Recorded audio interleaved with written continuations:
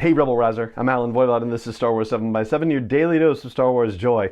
And thank you so much for joining me for it. So Rodney Barnes is the writer-adapter on Season 1 of The Mandalorian for Marvel Comics. It's basically one issue for every episode. They are through 7 of the 8 episodes for that first season, and I figured, well, you know, we might as well look at that now, even though they don't have the 8th issue out yet, because there are some fascinating things about that adaptation that I think are worth considering as we prepare for Season 3. The first one has to do with the title page that they have for every issue, which says that after the fall of the Galactic Empire, lawlessness has spread throughout the galaxy. And I thought that was a particularly fascinating way of framing the world of the Mandalorian, because as far as we know, it isn't really the entire galaxy where there are problems. It's the outer rim. It's that the New Republic has definitely established a foothold with, all the rest of the general areas of the galaxy, but it is the outer rim where things are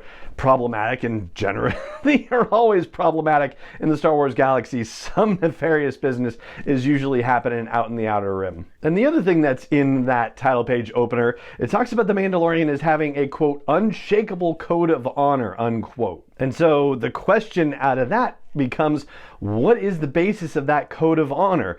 It is quite possibly the Children of the Watch and their philosophy, except he certainly breaks that at one point and then has to ask what he needs to do to be able to get right with the Children of the Watch again. It could have been the code of the Bounty Hunters Guild, except he violates that in Season 1 when he decides that he doesn't want the Empire taking the child. Ultimately, I think it's a mix of the Children of the Watch's code and the Bounty Hunters Code, and something deeper within him that now would be a perfect time to learn about in Season 3. The second takeaway for you, and this also kind of has to do with whatever this unshakable code of honor is, has to do with his time prior to when we meet him in The Mandalorian, particularly when he was a part of Ram Malk's crew, where we meet them again in Episode 6, The Prisoner.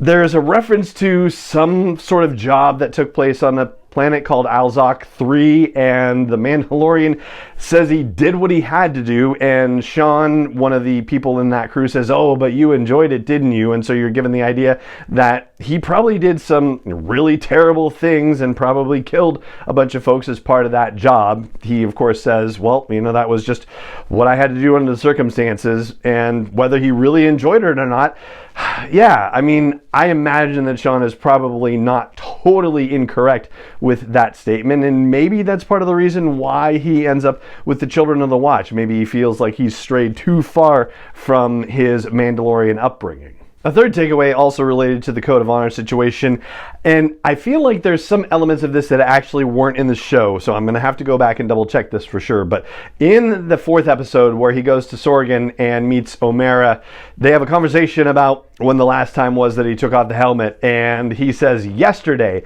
to her, and I don't think that aspect was in the episode. And she was like, no, in front of another person. And so he has to say, yeah, it was, right around the time that those kids were the age that they are, the kids that are playing with Grogu. And there's another thing he says to her, which is kind of interesting in terms of everything that's happened since, which is that he says, according to his belief system, if he takes the helmet off in front of another person, he's not supposed to put it back on again. Now, the funny thing about that is this. In Chapter 15, when they go find where Moff Gideon's light cruiser is, that mission, he doesn't technically take his helmet off in front of other people. He takes off an Imperial helmet because he's been in disguise, but he doesn't take off his Mandalorian helmet in front of other people. So he kind of slides on that. However, he does take it off for Grogu and in front of everybody else there in that final episode. But clearly he has it back on when we see him in the Book of Boba Fett, and the armorer doesn't tell him to take the helmet off. So yeah, I don't know where he's carrying around this idea, but it is interesting that he is definitely aware that he's not supposed to have the helmet on anymore, and yet he's violated that particular tenet of his religion, his version of the Mandalorian religion, and is probably carrying around a bit of guilt as far as that goes. So it probably made him feel good to come clean in front of the armorer in those episodes. For a fourth takeaway, the Mandalorian in the beginning of the series was kind of a whiny jerk, as it turned out. I mean, when he's on Arvala 7 with Queel, he, has his ship stripped and he is like, they stole my parts, and he's just really whiny and complaining about it. And Queel's like, well, we can trade them back. He's like, trade with a Jawa? Are you kidding? Like, he's very complainy to Queel. And then when they get all the stuff back, he's like, we need a full maintenance facility to do this, and it's going to take forever to do this. And Queel's like, well, it'll go faster if you help. Now, in his favor, he is very grateful to Queel for all the work that he does, and he tries to compensate him.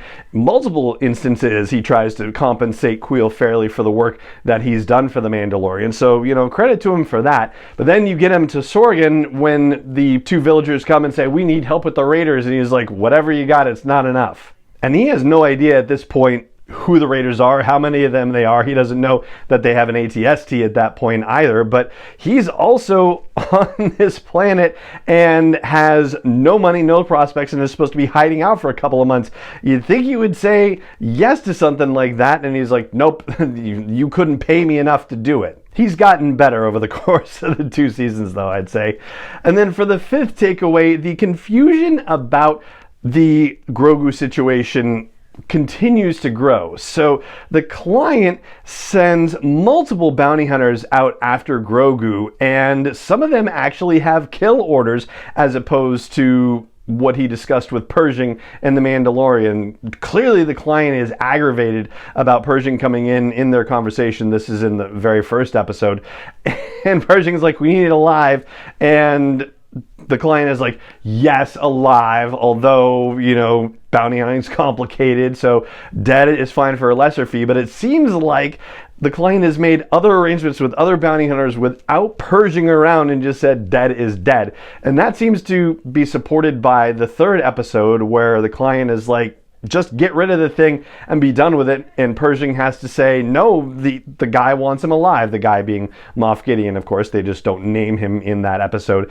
And the client's like, well, fine, I can't guarantee your safety anymore. He just doesn't want any part of it. So what is the client doing in all this? This is going to be one of those things, I think, that remains a mystery for quite a while. And also a mystery that will hopefully be resolved at some point is, who else wanted Grogu and how long was he there? The client said that he was giving the Mandalorian last reported positional data, but Queel had said that bounty hunters were coming through all the time trying to break into that facility and get whatever was stashed in there. So it seems like the Empire learned about it only comparatively recently. Now that's a lot of muscle that got hired to protect Grogu, so I don't know what that's about, but that's one of those mysteries that I hope does get solved by the time we're through with the run of The Mandalorian. And that's what I've got for you on this Mando Monday episode, and that is going to do it for this episode of the podcast. So it just remains for me to say thank you so much for joining me for it, as always,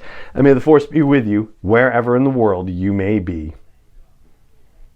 7x7 is not endorsed or sponsored yet by Lucasfilm Limited, Disney, or 20th Century Fox, and is intended for entertainment and information purposes only. Star Wars, the Star Wars logo, all names and pictures of Star Wars characters, vehicles, and any other Star Wars related items are registered trademarks and/or copyrights of Lucasfilm Limited, or their respective trademark and copyright holders. May the Force be with them. All original content is copyright 2021 by Star Wars 7x7. We hope you love it.